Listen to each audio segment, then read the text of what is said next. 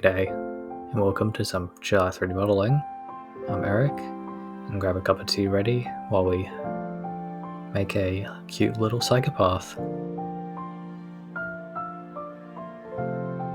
Now, as always, you should start with your reference images.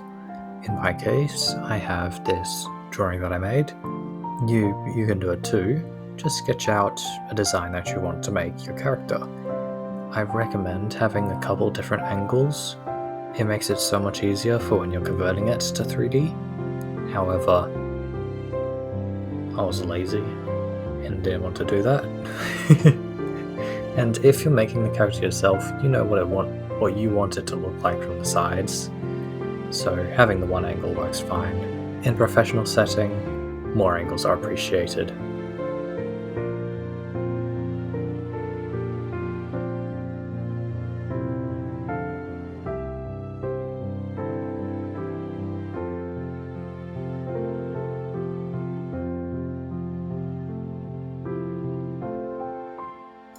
I've come to realize that I myself, like a ton of other people in this industry, have a bad habit of trying to make a very complex character all in the one object. And although in the end you kind of want to have them as one object, you don't have to physically connect every single polygon. You can have other polygons attached but separate. So like you don't need to extrude the armor from the skin of the character. You can have that as a separate object you add on top. And in this case, the legs don't actually connect to the character. They're just polygons that stick into it. They don't actually connect at all. And it makes it so much easier, less hassle. I think the only problem is you'll have to think a little better about the weight painting when it comes to rigging the character later, but up until then it's great, especially for individual props and guns and any machinery. Use the individual objects to represent individual parts, not the whole machine.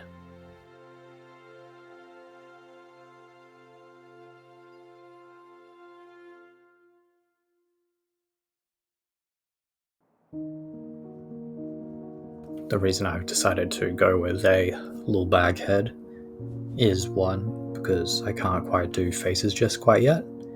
I've been practicing, but I'm still not confident with it. And two, because it's actually to go along with another character that I made for my university course of a cute little psycho girl with a box head. And this character will go alongside her, will assist her in her travels, and survive together. I don't know, be a cute little couple or something. I don't know. I'll let you decide the lore of these two characters.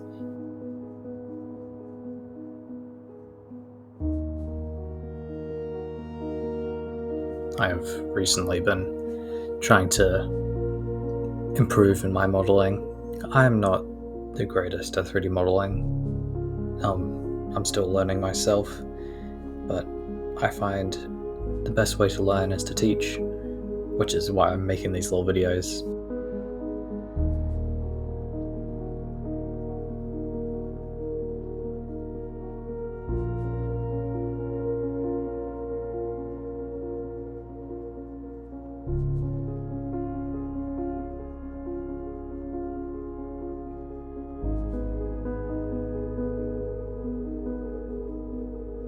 After I finish modeling it, I export it as an FBX with the character and the chess piece in separate locations, and I take it over to Substance Painter. I use the Substance Painter from Steam, as it was a one-time purchase and much cheaper than a yearly subscription of Substance Painter on Adobe Creative Cloud. And I recommend anybody who wants any of the Substance Painter, Designer, Modeler, any of those products, get on Steam, so you don't have to pay the silly subscription.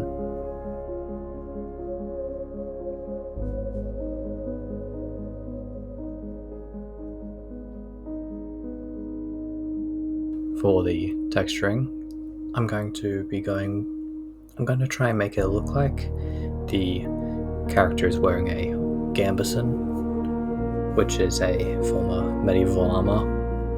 When you think like cloth armor, this is cloth armor in a medieval setting, but it was usually worn under some either chainmail or plate mail, like those little plate things, or full plate armor sometimes, I think. Yeah. Either way, this little character has gotten their hands on some gambeson to protect themselves, along with their homemade piece of armor.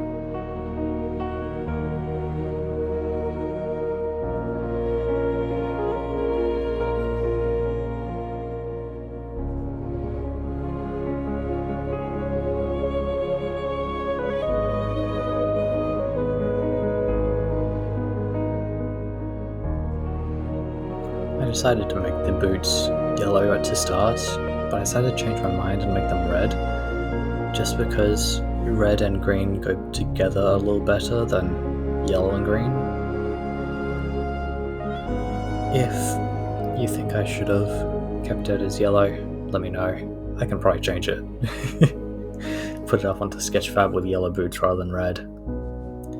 And speaking of Sketchfab, all my 3D models can be found on Sketchfab free to download and use. Well, most of them are free to download, due to a few of them being commissioned, and some I'm too embarrassed to make available to be downloaded. Go check them out. You can find them on Sketchfab or even on my ArtStation. I'll link it all in the description. Maybe even have a little thing that appear on the screen.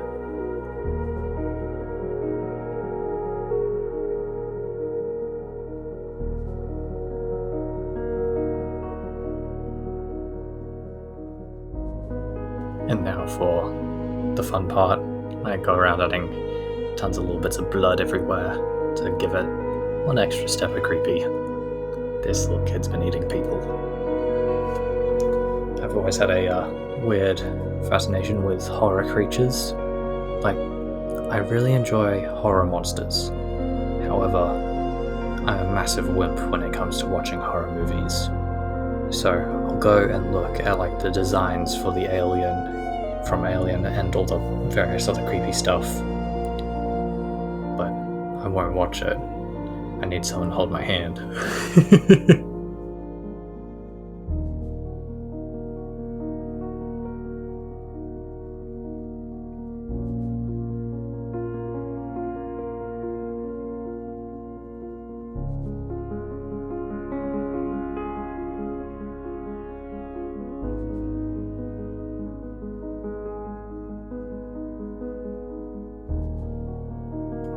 As we come to the end of my texturing, I finish off by giving the holes in the shirt a dark colour, black void pretty much at this point, where you just use your imagination. The shirt goes in there, and it's black to do that. I also have off camera, I add a few bits and pieces just to make it all come together. I add like a ambient occlusion and all that to the texture, just so it doesn't have to be rendered in engine. It saves processing power and it looks nice. Let's bring it around to the final renders.